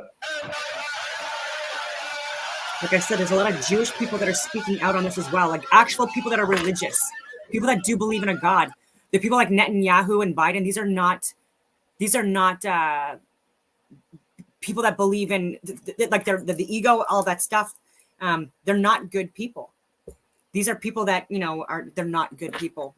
They don't believe in a creator. They don't believe in a God. They don't care about the outcome of what they do for money and profit. What they're considering to be Israel right now is it's a military industrial complex. It's being run by a bunch of lobbyists internationally that are benefiting from all the money that's being funneled into Israel, to lobbyists and corrupt politicians and government people, by the way, not to the innocent civilians and citizens of Israel. And Palestine is an occupied land right now. People don't understand what happened in the 1940s with the UK, with Americans, and with certain Jewish people that slaughtered hundreds of thousands of Palestinians in order to get that land. Okay, and when people learn that, they're also mortified. Okay, so let's be clear. We just because the truth is uncomfortable doesn't mean that it shouldn't be spread and awareness. And I've already talked about the oil on the coast, off the west coast of Palestine, the Gaza area, where we have like billions of dollars worth of oil reserves in that area that Netanyahu and his friends want, right? Let's name these people. Look at the Balfour Declaration of 1917, and by the Rothschilds and like elite rich people that care about things, not people. All these tangents, but they're good tangents. So anyway, in my opinion. But like all these prophets that we see throughout history, these deities, these prophets, mythological gods and goddesses, etc. These are all beings. What made them so impressive was they're striving for excellence and perfection and being the embodiment of like of being as close to God the Creator as you can be in some kind of like a semi-physical form here in this in this cosmos. But they're people that were there for other people, saved other people, or were there for other people, built communities up, provided the thunder and the lightning and the water and the rains and whatever you want to call it in these stories. It was never about being selfish. But while so many people are so focused on what's going on in Palestine, which for good reason, it's heinous, it's super evil. But it's all actually just part of a plan that is just about to go to the next phase, which is to start World War III, which is what I've been talking about. I've actually been talking about this for a long time. Me too. Because this is what the banksters do. The Zionists / banksters / Jesuits. There's a whole bunch of them. A whole bunch of names they use for themselves. But they're all snakes. They're all super evil. And they want this to lead into World War III. And now what's going on? You have the U.S. sending all their military over to the Middle East. And who else is going there? China. And the U.S. is talking nonstop about we got to attack Iran. It's the usual thing. We attacked ourselves. Not basically the neocons and the Zionists did 9/11, and then they said it was done by Osama bin Laden, and the bin Laden family is actually good friends of the Bush family. The Bush family has had a number of documented business relationships or investments that overlap with the bin Ladens. George H.W. Bush, the president of the United States between 1988 and 1992, was a promoting partner or principal of a private investment firm called the Carlyle Group that solicited investments from the bin Laden family and won those investments to the multi-million-dollar scale. But these were like hedge fund investments. So you essentially put your money into a fund and you expected the Carlyle Group to reward you with a return. But in the course of soliciting and sort of managing those investments, the Bush family had direct contact with the bin Laden family during the 1990s. And James Baker, who was George H.W. Bush's Secretary of State, also seems to have represented the bin Laden family in the 1990s at the time when Bucker's branch of the family was trying to decide how to manage its interests in the United States as Osama went off the reservation. Anyone with last name bin Laden was the only people allowed to fly out of the U.S. the day after 9/11 when they shut down all the flights, because they knew what they were just about to do. They're about to blame it on Osama bin Laden, which had nothing to do with that. He might have already been dead at that point, by the way. Died in a military hospital, I think, of liver problems or something. So yeah, they said that, and then they said, well, we got to attack Iraq, which is like, what? But just days after 9/11, General Wesley Clark, got called into the Pentagon and was told their whole plan. This is just days after 9/11. So I came back to see him a few weeks later, and by that time we were bombing in Afghanistan. I said, are we still going to war with Iraq? And he said, oh, it's worse than that. He said, he reached over on his desk and picked up a piece of paper. He said, I just got this down from upstairs when he was Secretary of Defense office today. And he said, this is a memo that describes how we're going to take out 7 countries. There were propane people that came and filled up the tanks. So in 5 years, starting with Iraq and then Syria, Lebanon, Libya, Somalia, Sudan, and finishing off Iran. I said, is it classified? He said, yes, sir. I said, well, don't show it to me. Yeah, they already had it all laid out. The Patriot Act, which was like bigger than a phone book, which takes away rights from people, was written well before 9/11, and it came out just right after. Just like, oh, well, this happened, so we're going to have to take away all your rights. Joe Biden was quite involved in helping with the Patriot Act, by the way. So then they go to Iraq, and they end up killing 500,000 Iraqi children because, Osama bin Laden, who's a Saudi, flew some planes into the World Trade Center with guys with box cutters, many of whom are still alive, by the way. They're still pissed. They're like, why am I on like documentaries about how I was a terrorist? Like a lot of them are like pilots in the Middle East and stuff. A lot of them are still alive because none of it was true. But anyway, they used it as a pretext to kill like 500,000 children in Iraq, to which Madeleine Albright, thought really hard about it for a second. And yeah, I think it was worth it. We have heard that 500,000 children have died. I mean, that's more children than died in Hiroshima. And is the price worth it? I think this is a very hard choice, but we think the price is worth it. So what's happened here? They did a false flag, just like on 9/11, and a whole bunch of lies and war propaganda, just like 9/11. And then they are just still to this minute bombing everything in Gaza. It's like a little 5 square mile area, and they've been bombing everything. It's kind of funny. Well, not really funny at all, but you got to kind of just look at the humor in some of this. Is they did the whole psyop with that one hospital bombing, and they put it all over the mainstream media, and they did that to rile people up and get everyone to pick a side. And it's sort of like a lot of these news organizations are coming out now saying, yeah, we found all the evidence, it wasn't an Israeli bomb. While they're saying that, Israel has bombed almost every other hospital in Gaza. Here's every hospital Israel's bombed in the last 10 years.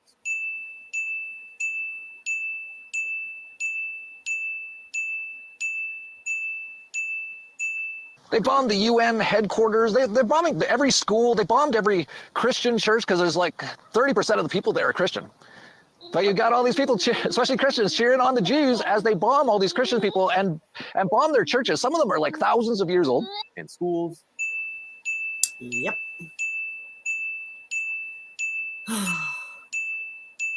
Refugee camps.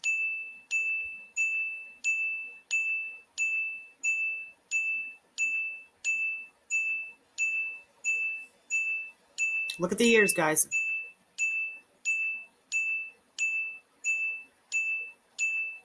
But this is how it works. The Zionist cycle. Fake a major attack, gain people's sympathy.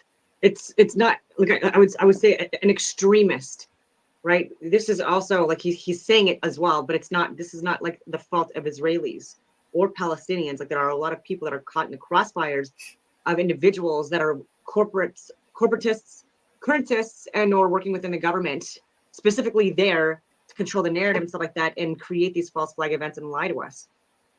3, sympathy through exaggerated statistics. Compare events to past atrocities like Holocaust and 9/11, which the Zionists did, and actually the Holocaust was mostly made up by the Zionists as a lie. Use this to justify an invasion of the enemy, of all total annihilation of an innocent enemy. Religious background. Truth starts to come out. Anti-Semitism rises. What do you do next? Fake a major attack. Yeah, and that's what we're starting to see too. A lot of people just attacking Jewish people all across the world. These people had nothing to do with anything, but that's what they want. They want that, and they do this in order to like go, look, see, everyone hates Jews, so that's why we're trying to kill everyone. It's like, okay, but they're actually doing these things to make these things happen. Yeah, it's all about lies and propaganda and using what happens afterwards as pretext for doing more evil things. But at the very beginning of this video, we actually had a great clip from William Cooper, who died just recently, unfortunately, like in the last year or so. Of course, because he had been predicting all this stuff, and it just seems to work out that way a lot. But yeah, he made an error, but like quite a bit. Could also be Alex Jones. He's been talking, or had been talking, wrong one, never mind, about where this was all leading. He had been talking about this since like the 70s and the 80s. What role in the Middle East again does Israel play in this? Israel was created as the instrument to bring about the Battle of Armageddon and the fulfillment. So I was just correcting him because, like, for him it was remember the 5th of November. That's why, like, I know that William Cooper sometimes with Bill Cooper and Bill Hicks, I mix up the names, but he 5th of November 2001. So he was calling out the 9/11 attacks even months prior, and so was Alex Jones and other people, but many years ago, not just a few years ago. Prophecy. See, this is like where we disagree. Like, I'm not into the whole like religious thing. A war that would be so terrible. I'm spiritual. I believe there's a God, an Allah, Yeshua, creator, divine being, or multiple. I don't, yeah, I don't believe in all this stuff. Where nuclear weapons will be used so that the American citizens and the other people in the world will get down on their knees and beg for no more war. And what is the answer to that? They're going to be told the only way we can guarantee no more war is if we destroy the sovereignty. This is sparkling water. And we come together as one humanity in a one world government. Right. And I'm telling you, unless the American people wake up and stop it, starting in about 1996, the Battle of Armageddon will become a reality. Yeah, I think in that video he said this all started by like the late 90s. Well, he was pretty close to right. It started in 2001 with 9/11, which was done by Mossad and the CIA. And yeah, it's all leading towards this. They want to play out this prophecy stuff, which, you know, it's quite incredible. They've got everyone like kind of believing that this is all like from the Bible and stuff, but they're actually making it happen on purpose to bring in their New World Order, one world government. Basically, they're going to do, and here's a prediction for you, and this is a super easy prediction. I've been making these predictions for a long time. This might be my easiest prediction I've ever made. There's going to be a major false flag attack, or at least something that they make happen. That's going to be quite massive. It might be something to do with the military. I'm getting the sense they're sending them all over there now. All it will take is the sinking of one U.S. ship, and it'll be full on World War III, and people will actually be demanding it because a lot of people. Again, maybe not, because if you look at the USS Liberty incident that I've talked about in previous videos, that specific incident was not enough to get us into another war. So. U.S. have been under mind control their whole lives. They think the U.S. military is there to protect them. The U.S. government, the U.S. military is the same as the Israeli government and the Israeli military. And so, yeah, this is like, I mean, if you want to take a look at this video, I recommend you do it. I get under fires and stuff like that as well. Like, let's see what other video I can share with about false flags and stuff.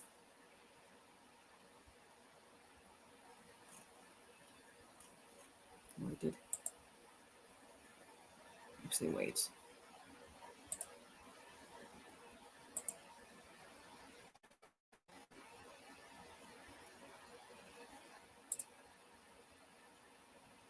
She lied on C-SPAN as well. She lied, like, on. Nope. You can't hear it. Share that video footage too. And let the children to die on the cold floor. But now they're doing the exact same thing. They had babies, just like there was no Iraqi soldiers taking babies out of incubators before they attacked and killed 500,000 Iraqi children. They took the babies out of the incubators. Took the incubators. Gulf War started because of that.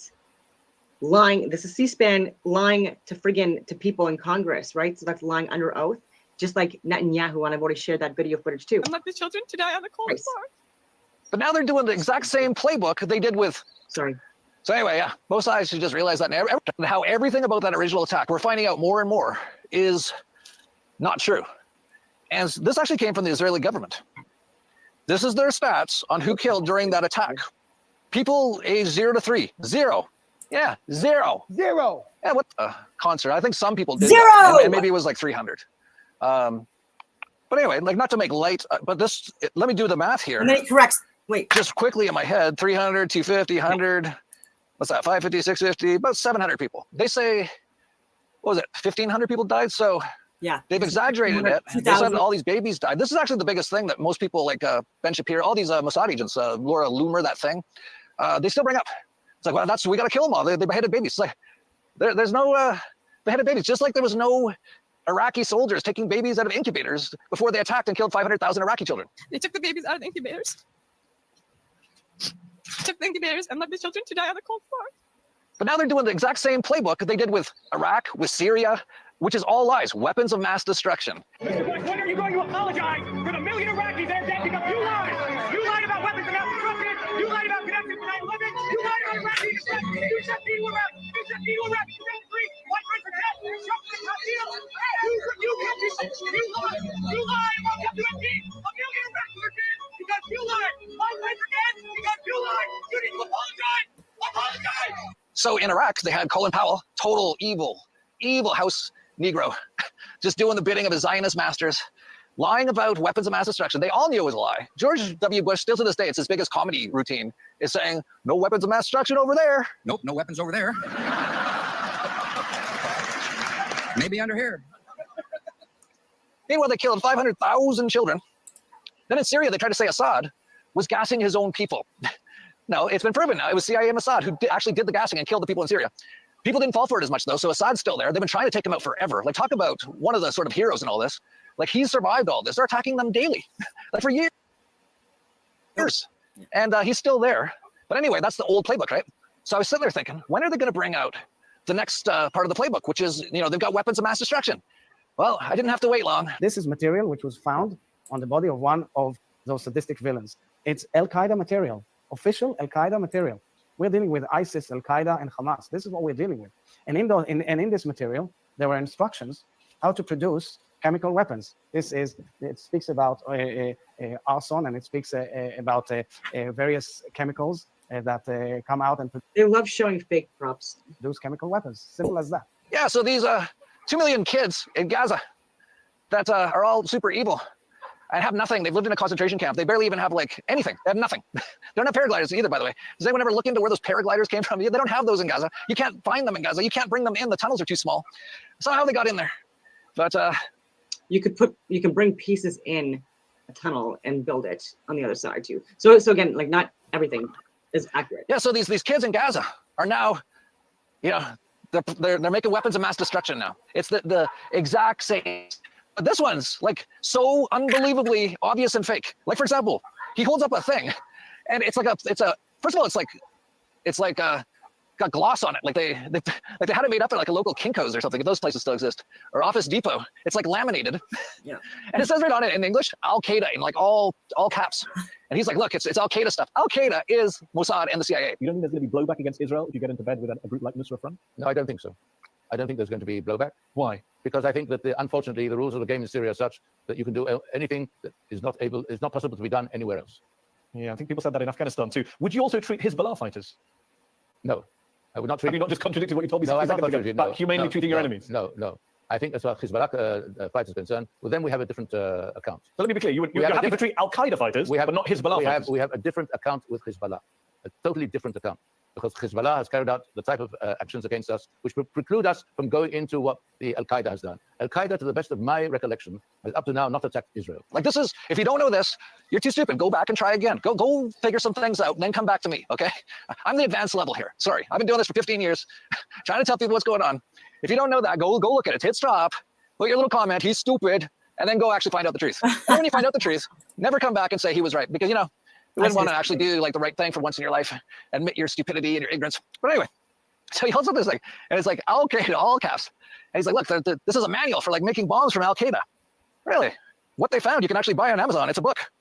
The Provisions of Jihad and Islam category. Yeah, it's a new Mujahideen warrior kit. Gun, ammo, laminated version of nuclear bomb plans in English. Can't make this stuff up, can you? Pure comedy. Too busy laminating the paper while bombs going off. This is worse than the passport surviving 9/11. Yeah, meanwhile, they're bombing everything. Also fake. The passports from 9/11 being recovered, all that high heat, all that stuff, and it's like convenient that nothing. Anyway, it's just, come on. Like it's insane and like so evil and so heinous what they've been doing. Like.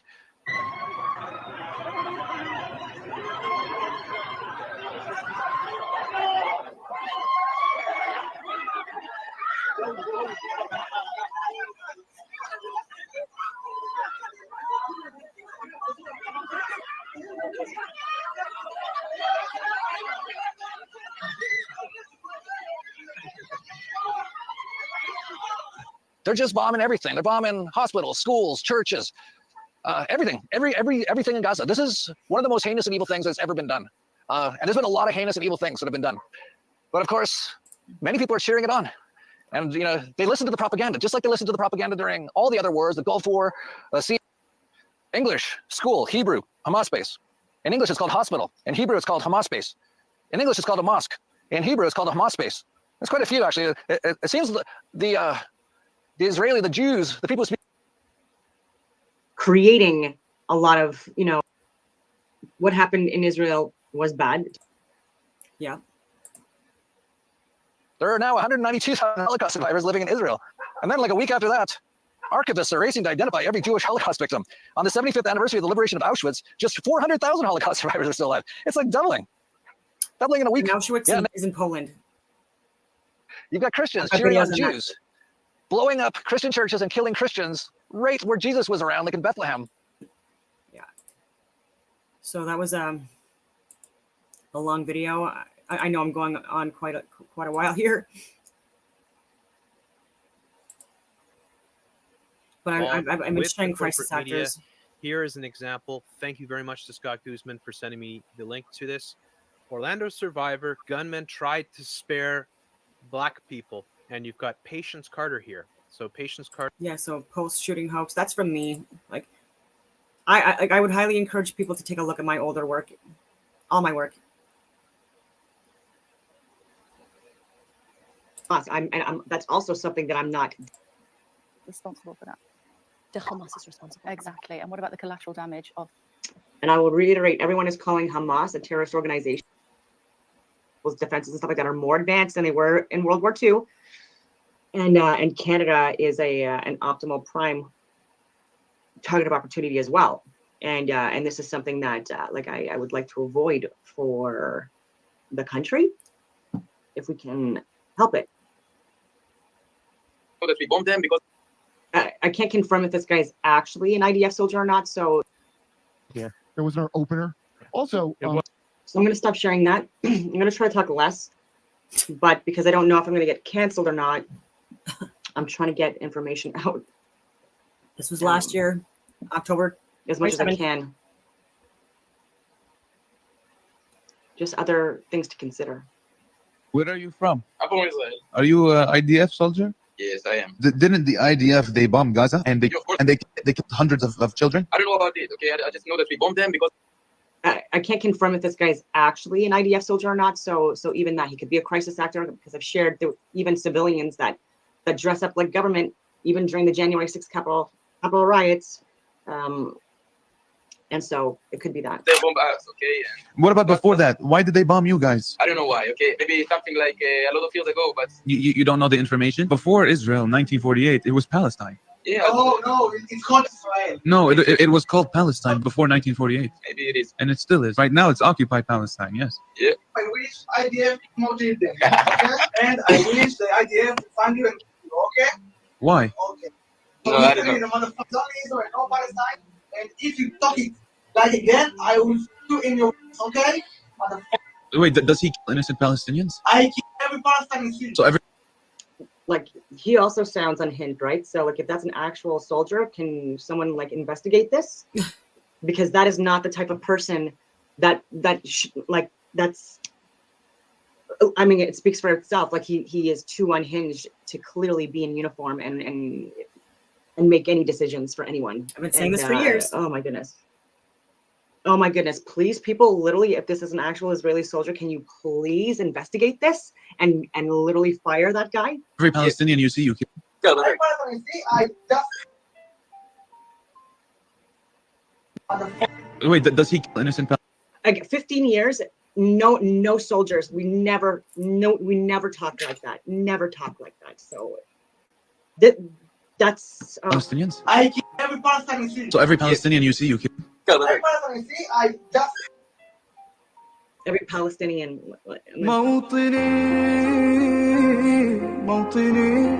That's literally like saying, like in Afghanistan, like every Afghanistan I see, I kill or whatever, like kids and stuff like that included, or Iraq vets, you know what I mean? Every Iraqi I see, I kill. Like that's No one talks like that's no one clearly talks someone like that should not be in uniform. I hope everyone can agree on that. That's listening to this. والجمال والسناء والبهاء في رباك All they want is their country back. Well, that's not gonna happen. I'm sorry. So you're telling me that innocent children deserve to die? Yes, because they're in the future are terrorists and people towards Israel. Okay, yeah. So I rather stop them living now before they grow and have a weapon. It's simpler. Oh, okay. So it's killing kids is like, so if you have the choice, go into hospitals where kids are born. There are people that are agreeing with this guy right now that are also pro-lifers in the US and Canada right now. And I'm trying to share that to them and show the hypocrisy in their statements. And it's just over the head. Yeah, so people like Ben Shapiro and Dan Bongino and Trump, like a whole bunch of people that are saying like supporting that, murdering innocent children, are the pro-lifers, you know, like every, you know, like heartbeat rule, all that stuff. And I do appreciate that, but like can you not see the hypocrisy in that? It's over the head. And kill them. Everyone, till the last on Gaza needs to be flipped. There are women that say that justify abortions because they say until a certain period of time, because they wouldn't be able to provide and they didn't have the support of the father or any of that stuff. And so like if you look at the studies that like there are poor outcomes statistically speaking for children that again that are raised in a single parent household, and or if there's like generational trauma as well. Like these are all like, you know, issues to reasons that are given. And pro-lifers, you know, within the US and Canada say like you can't just say that, you know what I mean, like every child matters and like a child, like a life begins at conception and stuff like that. These are the same people that are just saying everyone in Palestine and the Middle East is a dirty evil savage and he needs to kill all the babies. Like crazy red flags. Yeah, and I stand by that. No one there. That their job is to do what we call in the military to make our presence felt. What does it mean? The military logic says this: if Palestinians will get the feeling that the IDF is all the time everywhere, they'll be afraid to attack. So what do you do to give them this feeling? You make your presence felt. You start your night shift patrol, 10 o'clock till 6 o'clock in the morning, 8-hour shift. You walk in the streets of the old city of Hebron, break into a house, Palestinian house, of course, not a house we have intelligence about. I'm the sergeant. I lead the patrol. I choose a random house. Wake up the family, men one side, women the other side, search the place. You can yourself imagine the dynamics, yeah? Climb to the roof, jump from one roof to another, come out through another house, wake up. Can you imagine living in a society where the bordering countries military, so for example, the American military can come in anytime they wanted to our homes, and they're actually, most Canadians actually live like close to the border with the US and not beyond, right? And so like we're quite close. It's literally like they're soldiers. Anytime they want, they can go into our houses. They can like strip search your wife or your daughter or your son or you, and separate you guys, your mother, all these people whenever they want, and it's continuously in order to create like a persecution environment for you, and so what you allow to happen to others, you are willfully allowing to happen to yourself. Like that's karma. The family, and basically that's how you pass your 8-hour shift, 24 hours a day, 7 days a week, from September 2000 when the second Intifada started till today. Now, it didn't stop for 1 second. Yeah, the idea is that every Palestinian will feel the military is right here. You don't know when we're going to show up, what we're going to do, when it's going to end, how it's going to look like. It's to do what we call in the military, to create the feeling of being persecuted. Now, when this is your mission, again, this is not an action of a rogue soldier officer. This is your mission. There is no way of doing it nice. And even that's crimes against humanity. Just stop and think for a second. That's all I'm asking. I'm not saying like I'm just how would you feel about this happening to you and your family? And or you know, if you don't have a family in your own country, your own city. שהנכה יקבל פיצות, כרגע הנכה לא מקבל פיצות, על זה התקפה ארבעת היקף, הרשות הפלסטינית. זה מתחת שלום להתמודד. לא פוחדים, צריכים להם ירון על זה, שאת צחוק ופשוט הם לא פוחדים. זה מה שאני אביא אותם. רגע, אבל אז השופע העולמית עם מה אתם מתקשים? Bibi's his nickname, or his name, Netanyahu. Last name.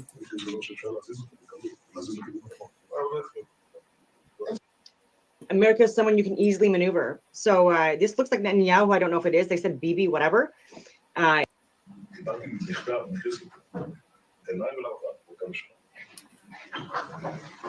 Christopher, to me and Arafat. היא זו שתגדיר מה הם, את מיקום האתרים הצבאיים האלה ואת גודלם. עכשיו, הם לא עושות את המכתב, אז לא נתתי את עצמי כמובן. עשיתי בישיבת הממשלה, אמרתי להם ולא בטוח. רק שהגיע המכתב, תוך כדי הישיבה, אליי, ולרפאת, חתמתי על זה. תגיד לו שעדיף לתת 2% מאשר לתת 100%. וזו הברירה שאנחנו קוראים כאן.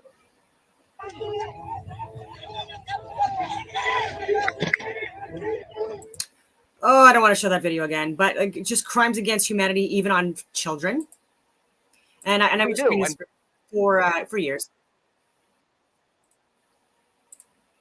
So look at my previous videos if you want more information on that, because this started obviously a few months ago. Again, like the events that unfolded as part of another false flag event to get us into these wars that we're discussing, and even what's going on with the U.S. with what's going on at the border, because of a lot of crisis actors that are also used.